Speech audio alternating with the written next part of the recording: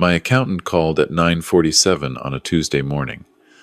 "Mr. Brennan," she said, her voice tight, "I found something. $750,000 is missing from the operating account, and your partner authorized every transfer." I was pouring my second cup of coffee in my office. The pot slipped. Hot coffee splashed across the mahogany desk I'd had for 30 years. "That's impossible," I replied.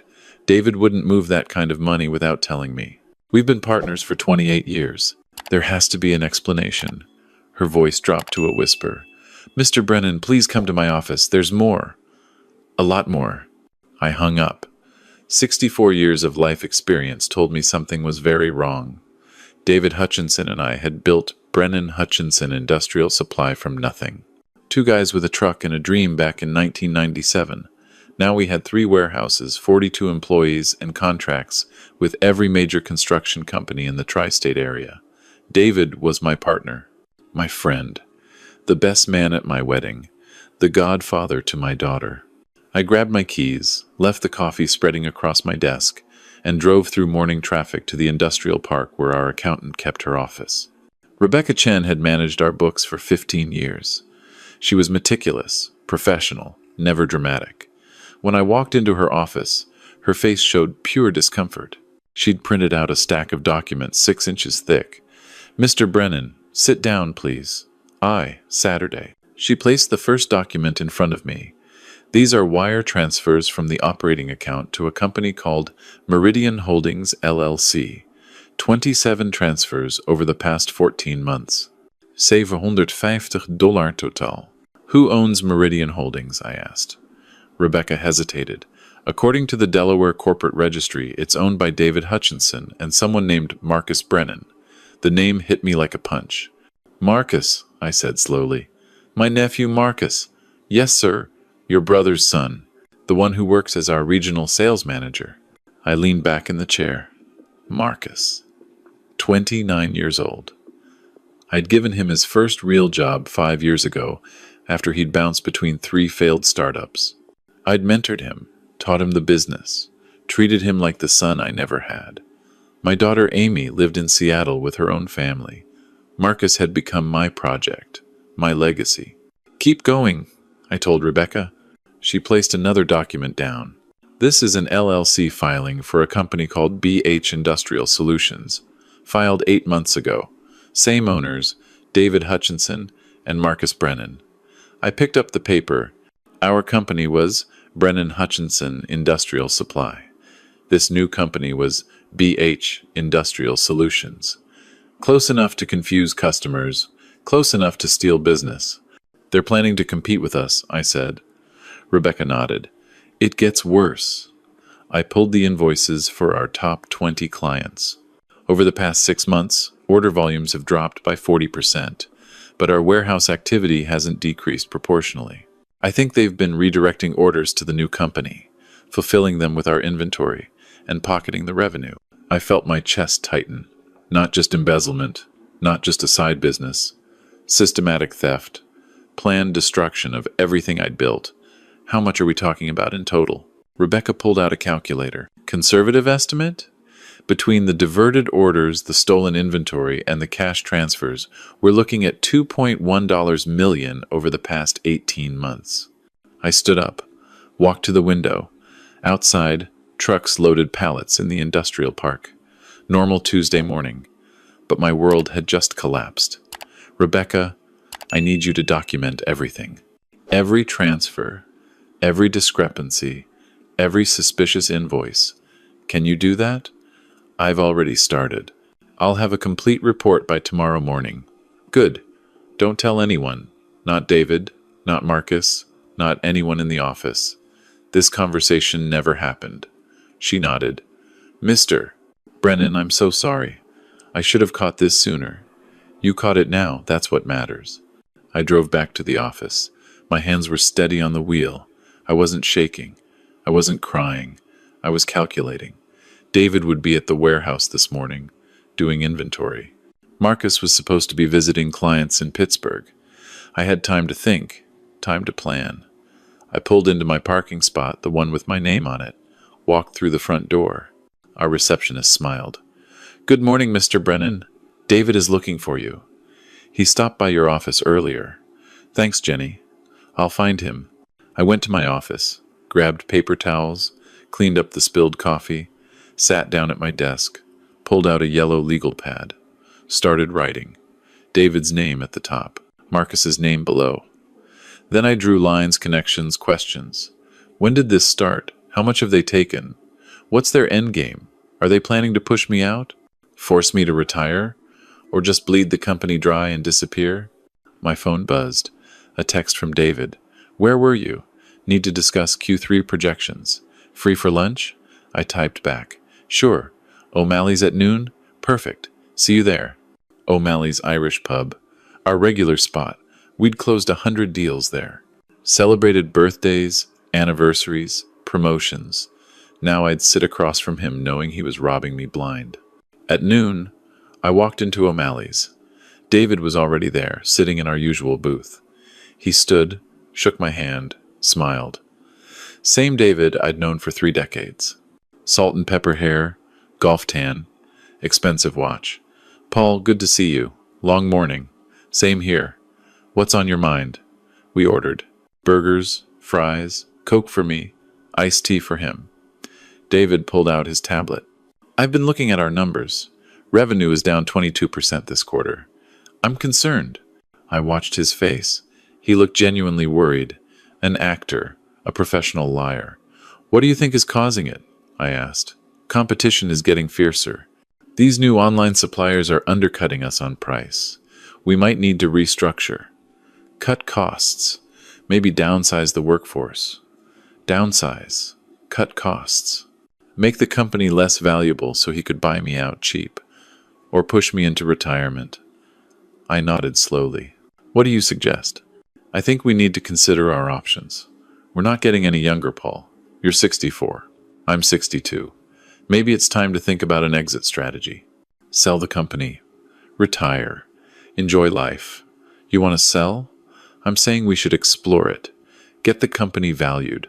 See what offers come in. We've built something valuable here. Why not cash out while we can? I picked up my burger, took a bite, chewed slowly. Let me think about it. Of course, no rush. Just something to consider. We finished lunch. David paid. Always the generous partner. We walked back to the office together. He talked about his weekend golf game, his wife's birthday party. Normal stuff. I nodded, smiled, acted like everything was fine. Inside, I was building the case. Evidence piece by evidence piece. That evening I drove to see Thomas Wright, my attorney. Tom and I went back 40 years. High school football teammates. He'd handled my divorce, my will, every major legal matter since 1995. I walked into his office at 6 p.m. His secretary had gone home. He greeted me with bourbon. Paul, you look terrible. What's wrong? I handed him the documents Rebecca had prepared. Read these. Tom spent the next hour reviewing everything. His expression moved from confusion to shock to anger. He removed his reading glasses. Paul, this is systematic fraud. Embezzlement, theft, breach of fiduciary duty. David could go to prison for this. Marcus, too. I know. How long have you known? Since this morning. Tom leaned forward. Paul, you need to act fast. If they realize you know, they could liquidate assets, destroy evidence, flee. We need to freeze everything. What do you recommend? First, we get a forensic accountant in there, someone who can dig deeper than Rebecca. Second, we file an emergency motion to freeze all company assets. Third, we get a restraining order preventing David and Marcus from accessing company accounts or removing anything from the premises. Fourth, we notify the FBI.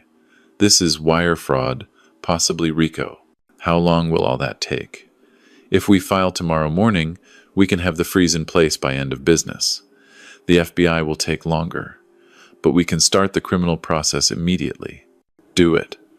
Tom made notes. Paul, this is going to get ugly. David has been your partner for 28 years. This will destroy your relationship, destroy the company's reputation. Are you sure? I looked him in the eye. Tom, they stole $2.1 million from me. They set up a competing company. They're planning to push me out of the business I built. What relationship is there to destroy? It's already gone. I just didn't know it until this morning. Tom nodded. All right, I'll draft everything tonight. We file first thing tomorrow at 8 a.m. In the meantime, act normal. Don't confront David. Don't tip them off. Business as usual. Understood. I drove home. My house was dark, empty. I'd been divorced for 12 years. Amy lived across the country. It was just me, the silence, and the weight of betrayal. I poured myself a whiskey, sat in my leather armchair, the same chair I'd sat in when David and I signed our first major contract, when we celebrated our first million in revenue, when we toasted to 25 years in business. All of it had been a lie. Not all of it, but the last 18 months at least. Maybe longer. How long had they been planning this? The phone rang. Marcus. I considered not answering, but I needed to act normal. Uncle Paul, hey. Just wanted to check in. How are things? His voice sounded cheerful, casual. Another actor. Fine, Marcus. How's Pittsburgh? Good. Met with 3 clients today. 2 are ready to increase their orders. I should be back in the office Thursday. Excellent. Keep up the good work. Thanks, Uncle Paul. Hey, I wanted to ask you something. You and David have been talking about retirement, right? My blood went cold. Who told you that? David mentioned it last week. He said you guys might be looking to sell. I just wanted to say, if you do decide to sell, I'd love to be involved in the transition, maybe even buy in. I've learned so much from you. I'd hate to see the company go to strangers. Buy in. With my own money. Money he'd stolen from me. That's good to know, Marcus. Let's see what happens. Absolutely. Anyway, just wanted to check in. Love you, Uncle Paul. Love you too, son. I hung up, sat in the darkness. He'd called me Uncle Paul, said he loved me, while he was robbing me, while he was plotting with David to take everything I'd built. I finished my whiskey, went to bed, stared at the ceiling. Tomorrow, the war would begin. At 8:05 a.m., Tom filed the emergency motion. By 10 a.m., we had a hearing in front of Judge Maria Delgado. Tom presented our evidence. The judge reviewed the documents. Her face showed clear disapproval. Mr. Hutchinson and Mr. Marcus Brennan are not present. They haven't been served yet, Your Honor.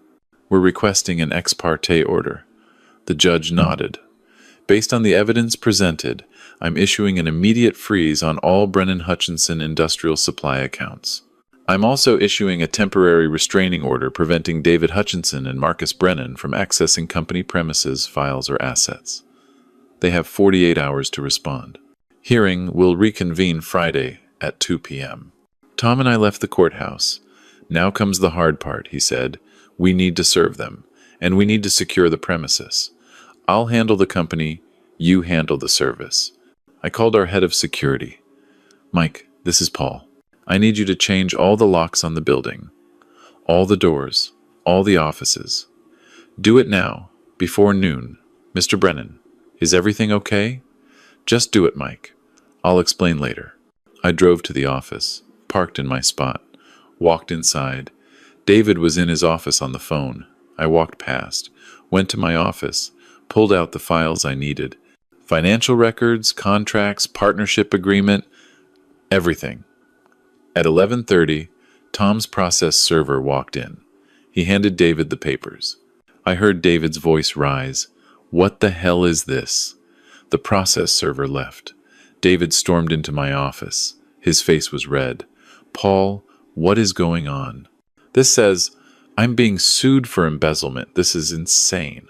I looked up at him, calm, controlled. It's not insane, David. It's accurate.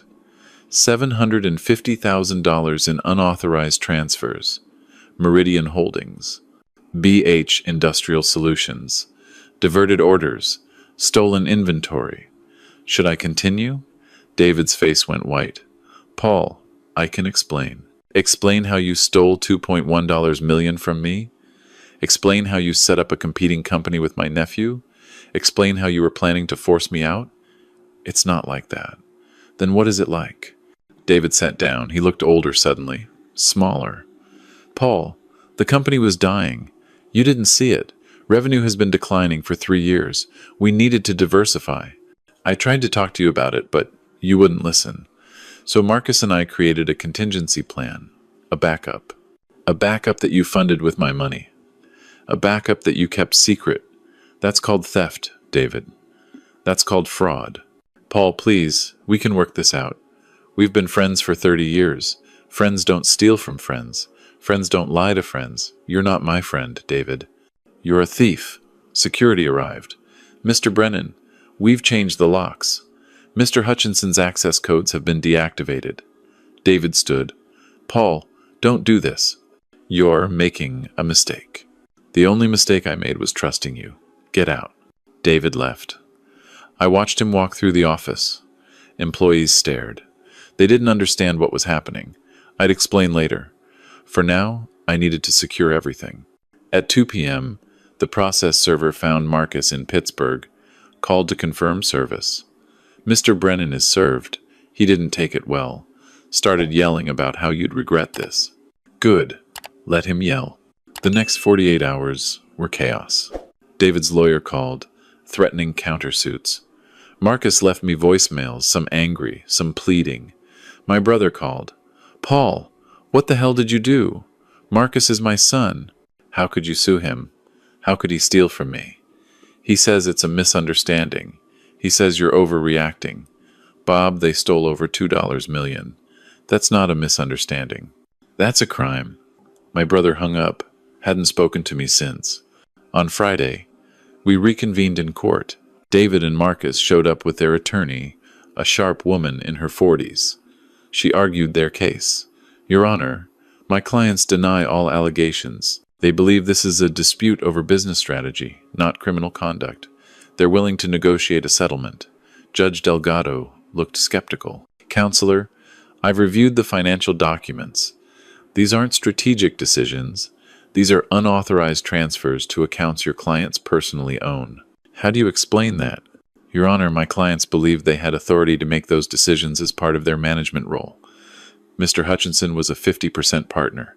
He did not have authority to unilaterally transfer $750,000 without his partner's knowledge. The restraining order stands. We'll schedule a full hearing in 30 days. Over the next month, Tom hired a forensic accountant, a former FBI investigator who specialized in white-collar crime. He dug deeper, found more: offshore accounts, shell companies, falsified invoices. The total climbed from $2.1 million to $3.4 million. David and Marcus had been planning this for 3 years. Since before Marcus even started working for us, they'd recruited him specifically to help execute the plan. Tom filed an expanded complaint: breach of fiduciary duty, wire fraud, conspiracy, money laundering. We also filed a civil RICO claim, which allowed us to seek treble damages. If we won, they wouldn't just owe $3.4 million, they'd owe over $10 million. David's attorney contacted Tom. My client is willing to settle. He'll return $1 million and resign from the company. In exchange, you drop the criminal referral. Tom called me. What do you think? Absolutely not. He stole $3.4 million. I want every penny back, plus damages, plus interest, and I want him prosecuted. Paul, a trial could take 2 years. It'll cost you hundreds of thousands in legal fees. A settlement gets you money now. I don't care about the money anymore, Tom. I care about justice. These men betrayed me. They need to face consequences. Tom paused. All right. We reject the settlement. We go to trial. The criminal investigation proceeded parallel to the civil case. The FBI seized David's and Marcus's computers, phones, financial records. They found emails, detailed plans. David had written to Marcus, "Once we have enough inventory diverted and enough customers moved over, we'll force Paul into retirement. He's getting old. He won't fight. He'll take a lowball offer and disappear. Then we'll have the company to ourselves." Marcus had responded, "What if he does fight?" David, "He won't. Paul is too trusting, too soft. He still thinks we're friends. By the time he realizes what's happening, it'll be too late. The FBI agent showed me these emails. Mr. Brennan, I've been investigating financial crimes for 22 years. This is one of the coldest, most calculated schemes I've ever seen. These men were predators. They saw you as prey. Will they go to prison? If the U.S. attorney picks up the case, absolutely. We're talking 10 to 15 years. The U.S. attorney did pick it up. Indicted both David and Marcus on 14 counts. Wire fraud, mail fraud, money laundering, conspiracy. The trial was set for 8 months later. In the meantime, I had to rebuild. The company was damaged, but not destroyed. I promoted our operations manager to replace David. I hired Marcus's replacement from a competitor. I personally called every major client, explained what happened, assured them we were solid. Most stayed, some left, but we survived. Amy flew in from Seattle. Sat with me in my kitchen. Dad, I'm so sorry. I can't believe Uncle David would do this to you. People change. Or maybe I never really knew him. And Marcus. I grew up with him. He was like a brother. I know, honey. This hurt you too. She squeezed my hand. Are you okay, Dad? Really okay? I considered the question. I'm angry. I'm hurt. But I'm also relieved. If Rebecca hadn't caught this, they would have taken everything. I'd have ended up with nothing. At least now I have a chance to rebuild. The trial began on a cold Monday in February. The courtroom was packed. Employees, clients, journalists. David and Marcus sat at the defense table. They wouldn't look at me. The prosecution presented our case over 6 days. Rebecca testified. The forensic accountant testified. FBI agents testified. They showed the jury emails, bank records, falsified invoices. They showed the offshore accounts where David and Marcus had hidden money. They showed the timeline. 3 years of systematic theft. David's attorney tried to argue it was a business dispute, not a crime. The jury didn't buy it.